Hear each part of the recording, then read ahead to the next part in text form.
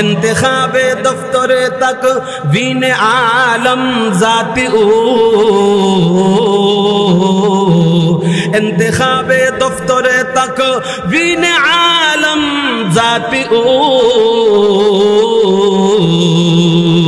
बरतरज आयात जुमला अंबिया आयात ओ। अरे अम्मदन आयशा रदियल्लाहु ताला अन्हा डाइका कोई लना शमसुन वलिल आफाक़ि शमसुन लना शमसुन वलिल आफाक़ि शमसुन फ़इन्न अश-शम्स ततलुउ बादल फज्रि व शम्सी ततलुउ बादल इशाई।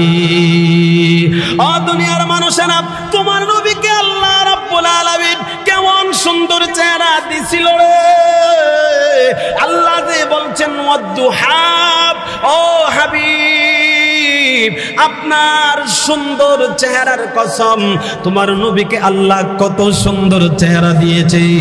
আল্লামা কবি বড় সুন্দর করে বলেন, এমন সুন্দর চেহারাওয়ালা সন্তান পৃথিবীর কোন মা জন্মাইতে পারে নাই, জন্ম দিতে পারবেও না। আল্লাহ রাব্বুল আলামিন যেমন ভাবে বানাইলে সুন্দর চেহারা হয়, ঠিক এই রকম ভাবে সমস্ত ত্রুটি থেকে মুক্ত করে আল্লাহ আল্লাহর হাবিবকে বানায়া পাঠাইছে। একবার জুড়ে বলেন আল্লাহু আকবার। মুসলমান বাবাজিরা আমার, আম্মাজান আয়েশা সিদ্দিকা রাদিয়াল্লাহু তাআলা আনহা বলেন, ও নবীর উম্মতেরা তোমাদের জন্য একটা সূর্য আছে আর আল্লাহ আমাকে একটা সূর্য দিয়েছে। তোমাদের সূর্যটা সকালবেলা পূর্ব দিগন্তে উদিত হয় আর আমার সূর্যটা ঈশার নামাজের পরে আমার ঘরের ভিতরে উদিত হয়। আমার সূর্য যখন উদিত হয় আমি সুই দিয়ে খাতা সিলাইলে সুইটা যদি আমার হাত থেকে মাটিতে পড়ে যায়, আমার সূর্যের আলোতে এই সুইটা আমি খুঁজে সুন্দর করে বের করতে পারি। ওয়াদুহা,